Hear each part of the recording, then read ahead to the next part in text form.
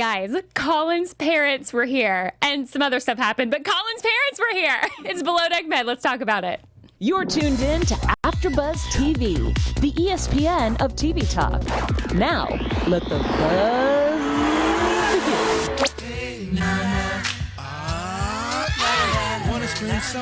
This makes me so happy. I love this song. Good find, Heather. Good Thank you. I'm back.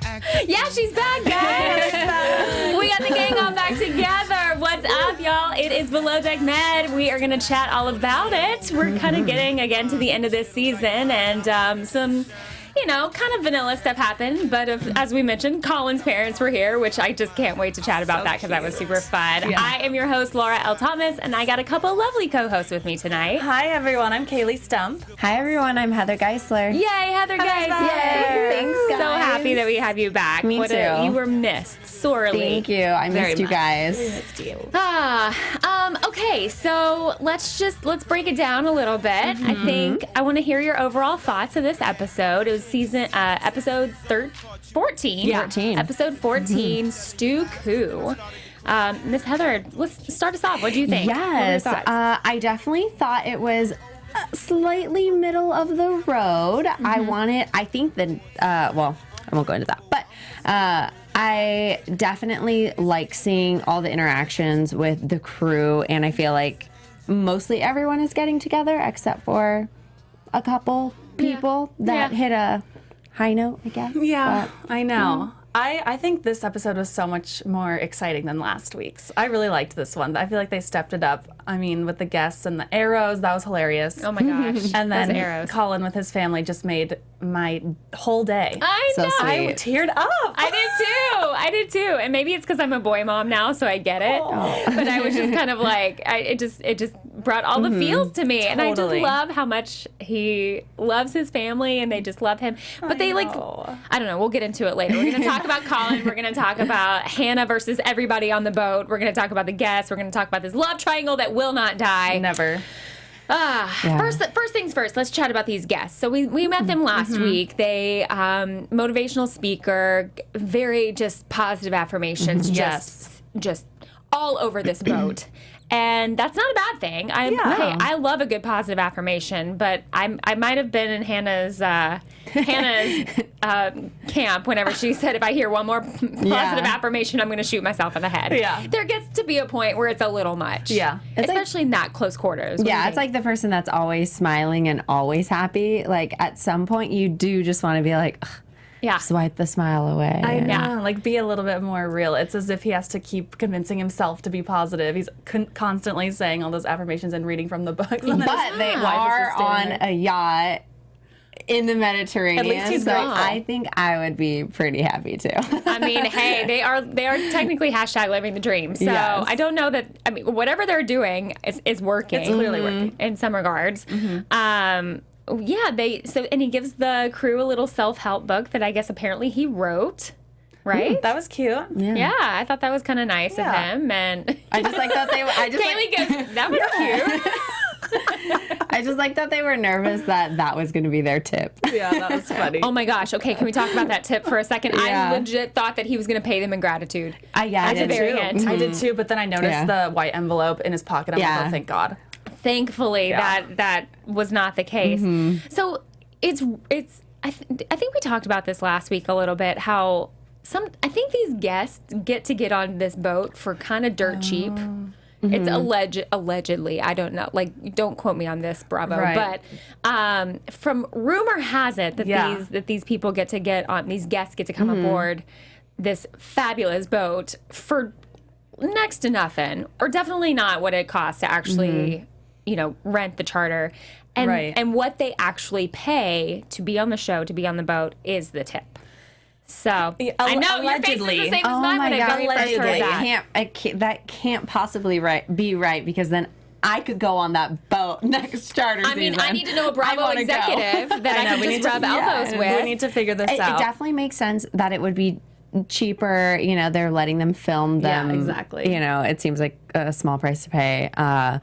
But it can't possibly be just the tip, because otherwise, because they're not pulling their weight there. Well, I don't mean to just run up the rumor mill here, but that's kind of the rumor that's been going around. Yeah, so. I'm sure they get a discount just because all of their every move is filmed. So Well, it's also, for the show. aren't the crew all of our favorite people that we're watching, aren't they getting paid on top of what they're being paid on the yacht to be on the show, right? I mean, I would imagine there's a Bravo executive somewhere that's worked that contract out. For the show, they get the tip and they get paid by the yacht owner for the entire season. Okay, so what you're telling me is that I need to leave Afterbuzz and I need to go work on a yacht.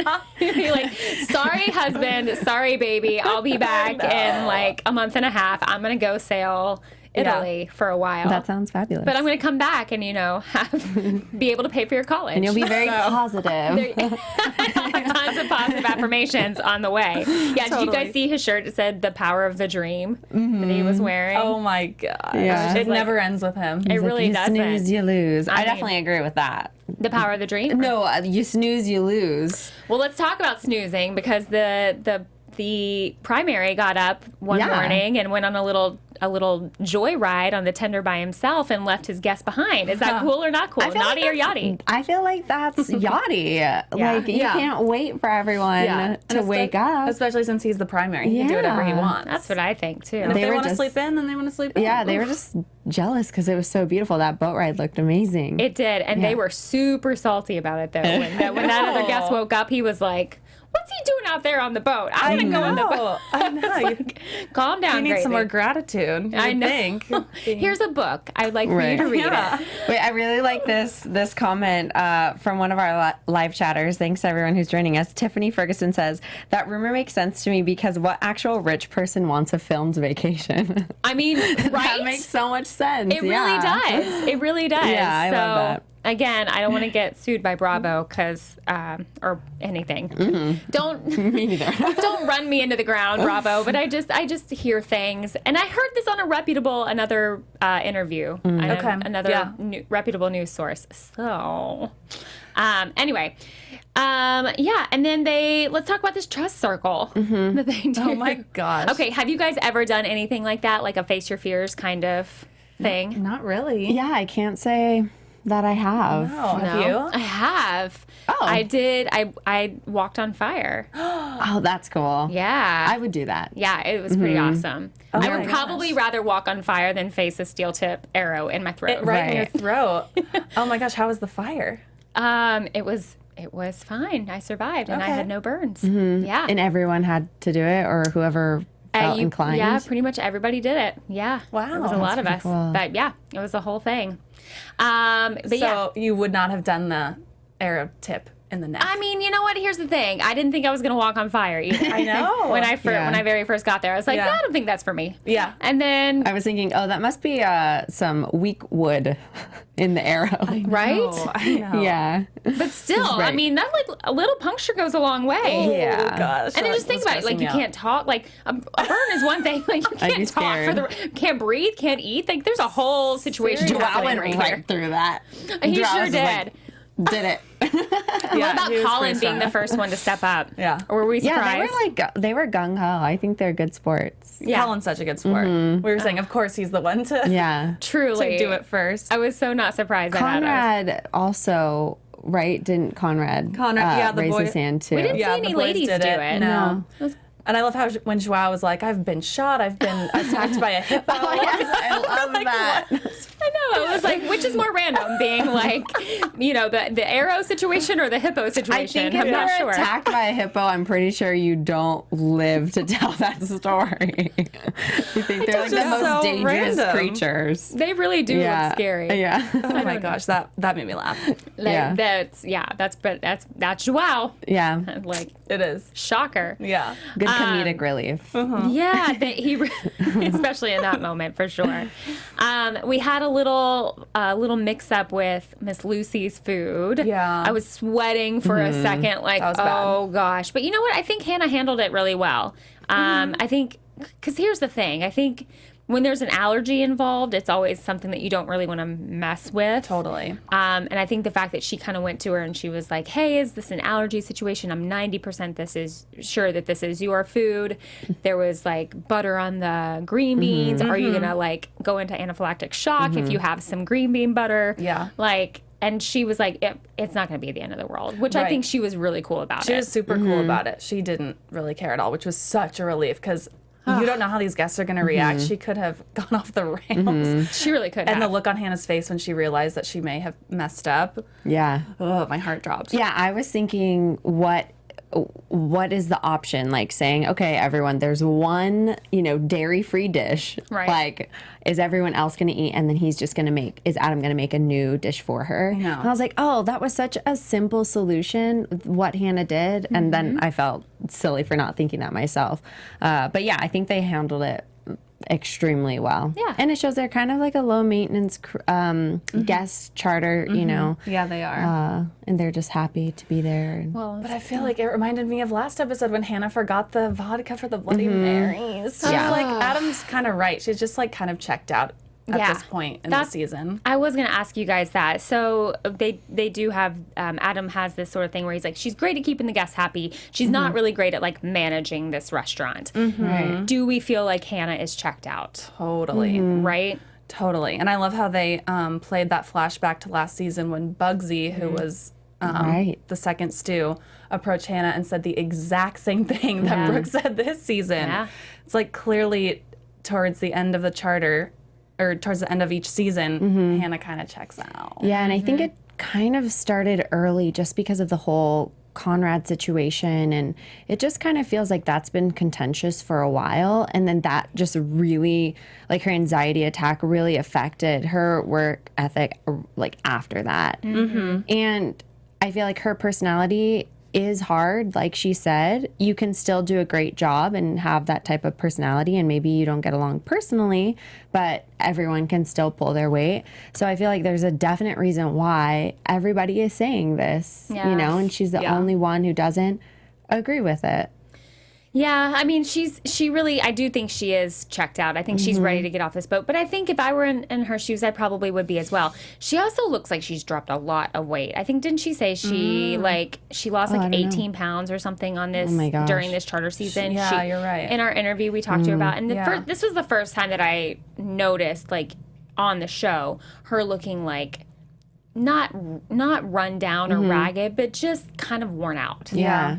That's from stress. Yeah. The stress, her anxiety attack, all of that, and not being able to release that. And even the times that they do get to get off the boat and have their sort of away time, she's fighting with Conrad, or she's fighting with Joao, or she's fighting with Brooke. And so it's just like, she can't get away from any of it. I feel like she's just kind of under this huge amount of pressure right now. So she is, but as the boss and the leader, she can't really slack off. I mean, Brooke isn't doing it, Casey isn't doing it. I know that like their jobs are obviously easier than Hannah's, but yeah. And when Hannah confronted Casey, she thought she was not confronted, but talked to her about what Brooke said. She was kind of like about to confide in Casey, and then Casey's like, well, I mean, I also agree with Brooke. Yeah. I'm not on your side, I'm on hers. I don't think you're pulling your weight. Before we jump too much into sort of Hannah and Casey and Brooke, Miss Heather, can you share a little message with us, please? Yes.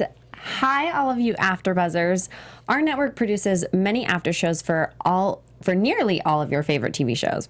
We have drama, reality TV, sci-fi, many more. There's no network that is working harder to serve the television fans, but we really need your help. We're asking that you please subscribe to one or more of our YouTube channels, and by subscribing, YouTube will suggest content that's tailor-made for you, and you'll help AfterBuzz continue to grow. If you're worried about pesky notifications, you don't have to be because they're optional. So hit that subscribe button now for this channel and check out our other AfterBuzz YouTube channels as well. Let us know that you did so in the comments and we'll thank you on air. But for now, thanks for being the best fans and for helping us be the ESPN of TV talk. Yeah. Thank you guys. Thank you. All right. So Hannah and Brooke and Casey, like we just were chatting about, Hannah's kind of in a situation now where she's got a little beef with everybody except maybe Adam. I think her and Adam, their relationship is kind of what it is. I mean, it's that very brother-sister kind of push-pull. They're used to each other at this point. They're not afraid to kind of say, they've said much worse in the past, I guess, than what I've seen on this season. For sure. But let's start with Hannah and Casey and Brook. So they had their little moment at the top. Brook is obviously coming to Hannah saying, I don't think you're pulling your weight. I'm feeling taken advantage of. You get cigarette breaks. We don't. Things like that. Hannah feels like she does not need to justify herself to her second stew. And then Brook is backed up by the third stew, being Casey. So they have this kind of sit-down powwow moment where they're just like, Hannah says, if you have something that you want to say, get it out now. And both of them kind of just like stand by what they've said. It doesn't blow up anymore. It just kind of is like, this is how we feel. I think you see this. And not a whole lot happened, but do you think that it got through to Hannah? Do you think it's going to make a difference, or do you think it's kind of falling on deaf ears?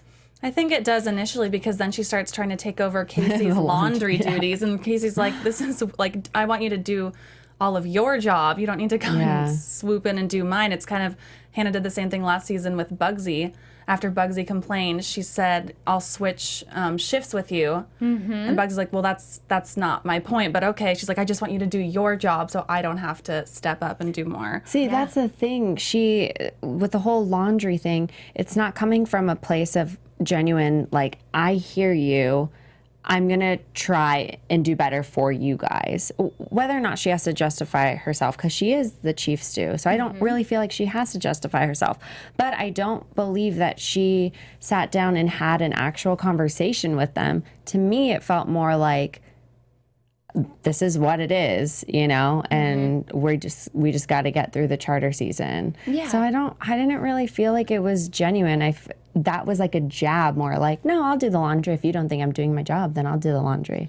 Yeah, and I think that's kind of Hannah's MO. I think she is a person that when she's confronted, we saw it with Conrad as well, when she's confronted in any kind of way, when she's called materialistic, when she believes that Conrad doesn't have, when, Conrad says, I have your back, and she believes that he does, her knee-jerk reaction is to just throw the walls up, throw the guard up, and just get defensive and kind of shut down almost.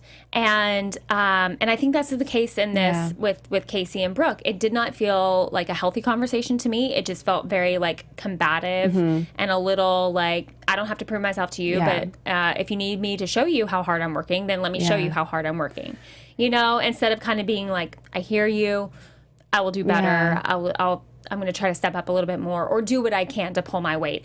The way that I saw Adam handle not feeding the crew, because obviously we've seen this as a theme for the past couple of weeks with Adam. He consistently forgets to feed the crew. Yes. He calls Conrad and Colin into the galley and he says, guys, how can I be better about feeding you guys on time? What works? And he says, well, Jamie falls asleep at 7 and, she never really gets to eat, yada, yada, yada. Yeah. That to me is a constructive conversation. Absolutely. That's the way to handle that.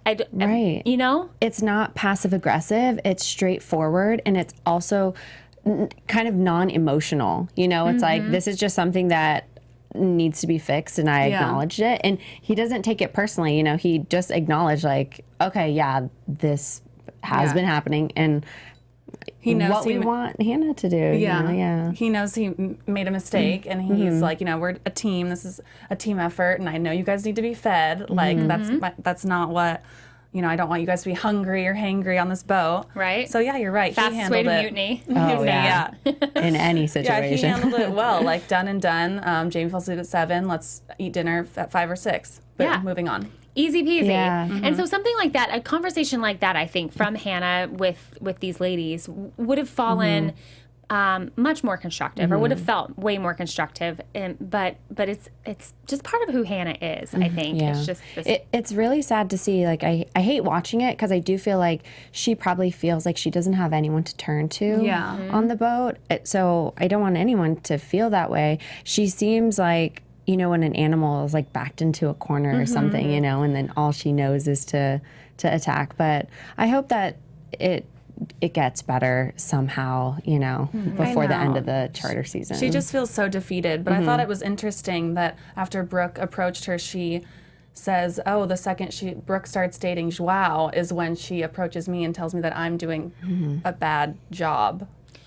Okay, what do you think about that? Do you think that that's justified, or do you think that that Brooke was always kind of feeling this way? Brooke has always been feeling this way, and I don't think Joao had anything really to do. They didn't even show them really talking about it. I mean, Brooke's been talking to Casey more about how she feels when it comes to Hannah doing her job.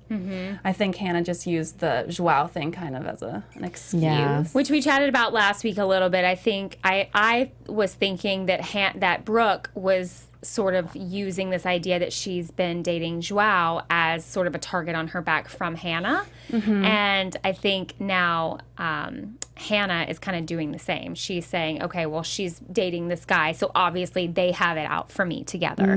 Which is like, I don't know. I don't know that like either of them really have, it's not like they're ganging up on her or whatever, but misery does love company, and it's easy to kind of vent your frustrations to someone who will listen. And one person that she did vent to a little bit was Conrad. Obviously, she kind of vented her frustrations to Conrad, and they go up for she goes to bed, and then Conrad and Brooke have a conversation, and basically Conrad says, this is Hannah. That's who Hannah is. You're not going to change it. While Brooke is on the verge of tears because she feels bad. Yeah, and because she says, do you think it's going to make a difference? Do you think what I just said to Hannah is going to make a difference? And he says, no, Hannah's Hannah. Yeah. Like, this is what you get. Which I think in a weird way is like having Hannah's back. Even if it doesn't look like it, I think he was just kind of like, he wasn't there really. He was doing what Conrad does. He keeps the peace. Yeah, exactly. He like smooths the waters out. It wasn't like he was taking Brooke's side. Right. No, that's what I thought. Yeah, he's just always kind of he just wants to do the right thing. Right. When it comes to drama, he wants to smooth it out. Yeah, and he's not gossipy at all. No.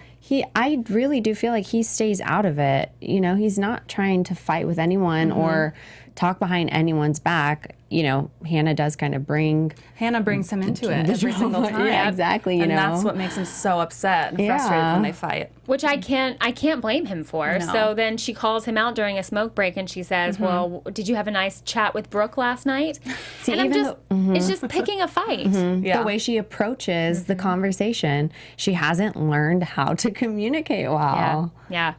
Which is a shame, because Conrad's a doll baby. I know. It's so sweet. But yeah, they are so on different wavelengths. Yeah. They just, too much drama and zero drama. And obviously we kind of, we see this coming back up at the end as they go out.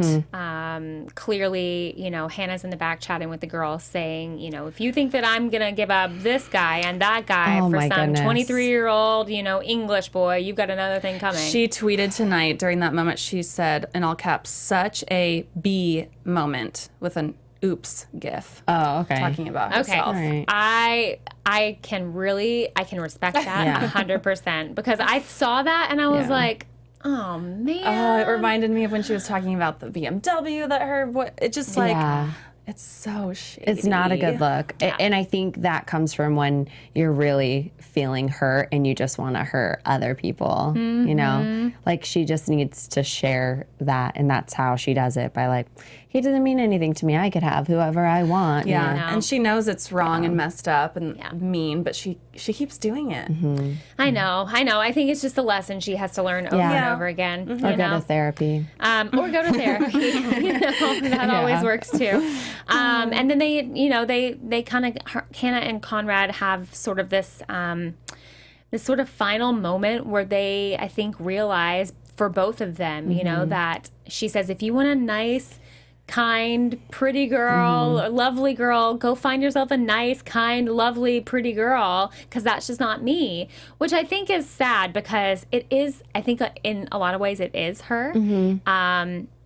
It's just, it's that side. I think the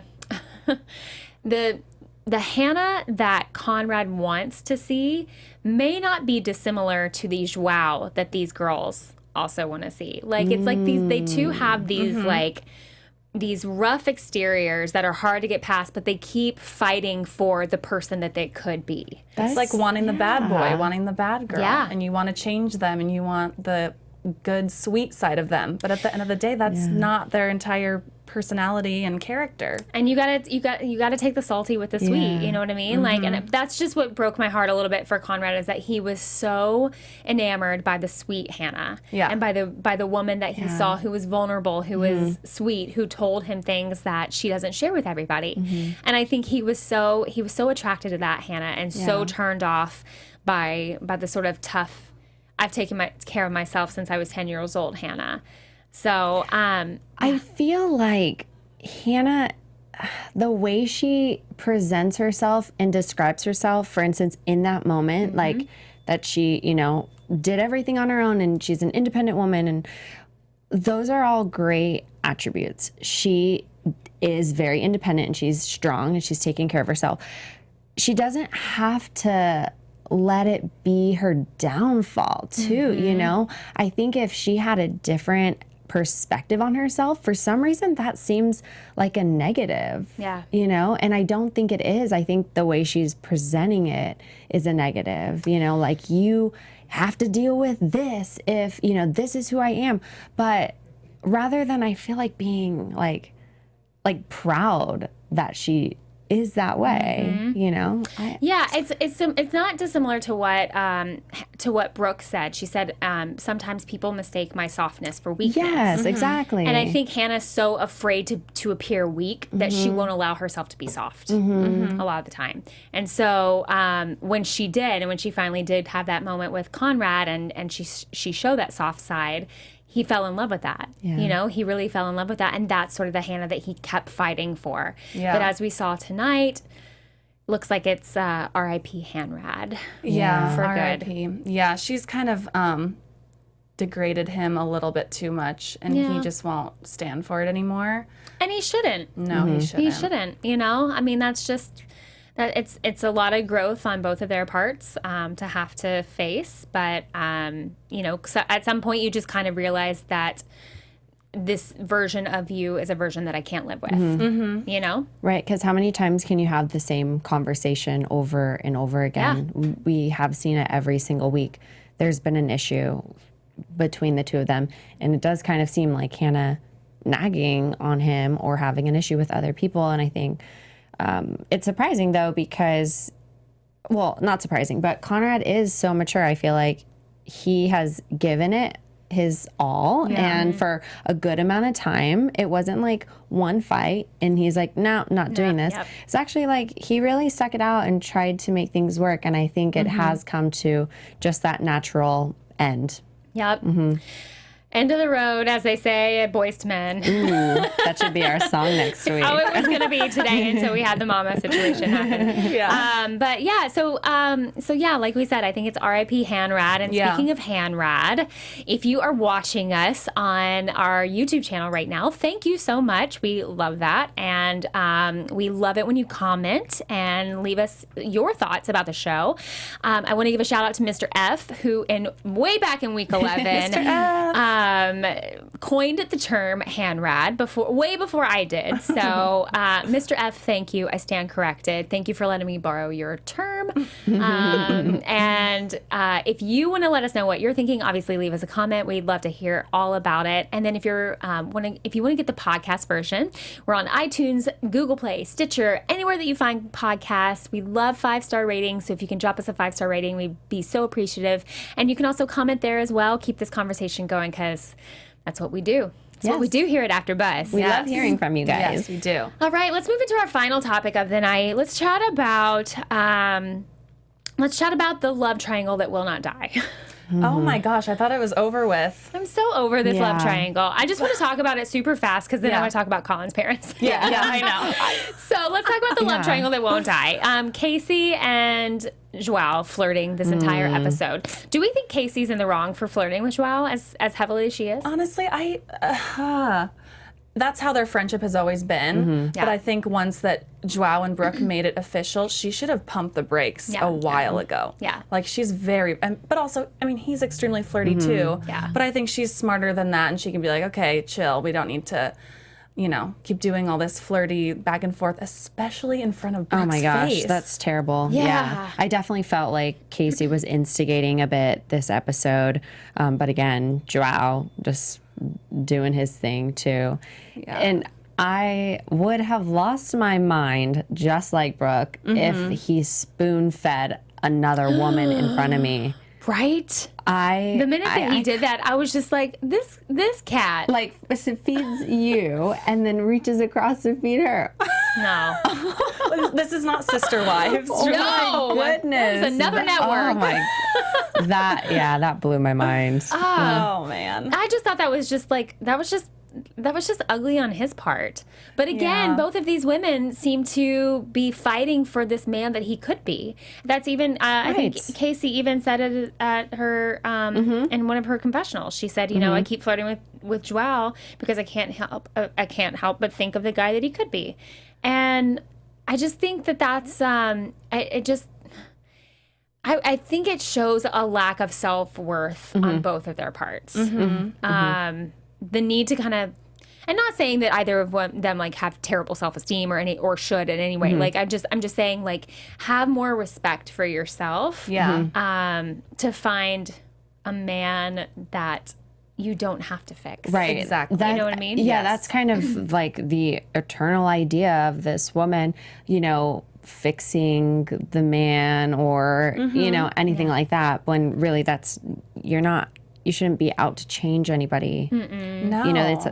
That's like self-growth. Those are things that the other person needs to do, not you. And I'm just surprised Casey even said that. Yeah. Because she hasn't been in the picture with the love triangle. Like, No, it's as if she's still holding out for I don't Joao to pick understand. her. Yeah. No, she had those boobs out at dinner too. I mean, she was like Fixing them all the entire over the time. place with them, and I just thought that was like a little bit tacky. That's why Joao was staring. Well, And then yeah, she no called her kidding. out- and then, she called him out for it. Yeah. I mean, you can't help a man for being a man. Like, yeah, I know. She kind of, I feel like she knows what she's doing. look, don't touch, buddy. That's what I I'm know. saying. Look, don't touch. I know, but I'm glad that Brooke stood up for herself. She was clearly upset. For sure. She stands up for herself, tells Joao how that made her feel, and he just goes on the defensive again. Played ignorant. Yeah, he did. And I'm sorry, go ahead, finish your no, I thought. was just gonna say, he was just saying that she takes everything to heart. Yeah. It's like, of course she is. Like, you guys are dating. Yeah. Okay, I just have a question. Do you guys think that the reason why Joao and Hannah don't get along so well is because they are like two peas in a pod? I thought you were going to say secretly hooking up. That's in predictions. We'll get there later. No, I mean, because they do. They're like this. I think we said it earlier in an episode, like a tornado and a volcano. Like they're kind of that similarly destructive, kind of guarded, very tough, like been through stuff in my life, kind of. Yeah. You know what I mean? Absolutely. Yeah. I wonder. That makes a lot of sense. It sure does. Maybe they should hook up. No, I don't vote for that. No, move on. Moving on. Let's just chat really fast about Colin's parents. Oh my gosh, that was the sweetest moment of the entire episode. Can we just make that like a collective, like way above deck moment? Totally. Yes. Way above deck. Absolutely. Yeah, when his mom calls Captain Sandy on the phone, So we're like, cute. why is she calling? And then she said they're in Naples. I love my mom to pieces, but I kind of want Colin's mom to be my mom, or at least call me dad. and just They're be. so sweet. Oh, they're just the cutest, and I just loved when Colin kind of broke down when he saw them. You can just tell, like, they just have such a special bond, and I thought that was just such a sweet relationship to see. And I loved when Colin was talking about their love and how they met and how he wants to find someone, find love, the same love that his parents have. Yep. He's just such a good guy He through really and through. is. He really is. He is going to be a guest bartender at a Yes. place. Is this in news or? I was going to mention that. Okay, we'll talk about it. Actually, we're just gonna skip this special segment because that's gonna be our way above deck moment. We're gonna have a collective way above deck moment. Yes. Let's just get right into news. Let's do it. Let's go for it. Afterbuzz TV News. All right, Miss Kayley, give it to me. Okay, so first up, Captain Sandy posted this photo on Instagram with Jimmy Fallon at the VMAs. And if you remember, She looks great. a month or two ago, there was a clip of Fallon talking about how obsessed he is with Below Deck. Yep. And so, of course, Captain Sandy, when she sees him at the VMAs, she tapped him on the shoulder and she posted, Jimmy Fallon loves Below Deck. I love how he reacted when I tapped him on the shoulder. He is hilarious. Yeah. I can only imagine. I love it. So cute. I love it. And yes, as you said, next up we have Colin. He will be guest bartending at a bar in Long Island. He posted this photo, and I love how he's wearing the Real Men Watch Bravo shirt. I love it. He said, come on down to Flo's Famous this Friday. He'll be bartending all night. He hopes to see you there. So if anyone's in Long Island, you should go check out Colin. And it was so funny. Adam in the comments, he goes, will you be making Bloody Marys? Well, I actually, when I saw this picture on Instagram, I actually sent a DM to Colin and I was like, how many times have you gotten, don't forget the vodka my today? gosh. And he goes, oh God, too many to count. Which wasn't his fault. I know, right? I know, Yeah. but he's never going to hear the end of Yeah. it. So Yeah. let's hope that they have vodka at this bar. Yeah, totally. No, he'll kill it. Yeah. And last up, we have just a video that Bravo's posted of all the crew kind of talking about their biggest regrets from the season, and this is them as they're getting ready for the reunion. So we'll watch a little clip and then we'll, Yeah, I swore too much and I hate watching myself swear on TV. It sounds awful. It's really unladylike and I drank too much. Brooke falling asleep. I'd do Oh, that yeah. if there weren't cameras there, so I can't regret that too much because that was myself, but those are the two things I would change. My grandma watches it. Embellishing on my CV, for sure. So barista training? Yeah, I have my bartending certificate. Barista? Oh, like coffees and stuff like that? She'll Shouldn't never have do given it that to someone again. To polish and make me look so good and make me look like I can do everything when really I needed the experience and to be trained. And I did know how to do certain things, but just not to everyone's liking. You know, speaking my mind a little bit, you know, towards, you know, how I feel towards people, but no, Okay, I Brooke. really don't. I had blessed. If I'm honest, I don't have a single regret. Maybe hooking up with a crew member. I think yeah. well, yeah, and that became like your entire Yeah. storyline He for would have the been, entire season. irrelevant. Yeah. Right? I mean, that. So we're gonna fade out this the rest of this clip, guys. If you want to see it, we'll post the link in the comments Yeah. for sure. Yeah. But it is definitely worth checking out. They clearly have some regrets, and it looks like they're all getting ready for the reunion. So maybe they'll talk about it at the reunion Yes, as well. they will. Adam definitely mentioned that he regrets not feeding the crew. Well. Jamie kind of regrets not being more in the forefront of things, but then also she says, after seeing all the drama that other people have gone through, she's like, I'm Yeah. glad I Fly did on what the I wall, did. girl. Yeah. Fly on the wall, because she's still a star. Yes. All right, let's wrap it up with some predictions. And now, your Afterbuzz TV predictions. I love it. It gets me like Halloween ready. I know, right? Yeah. All right, kick us off, Miss Heather. What are your predictions? Yes. So, well, obviously we ended with Conrad and Hannah talking. So I think we will see the termination of that. I think we're going to see more of the love triangle, unfortunately. Maybe some more conversation between Brooke and Joao.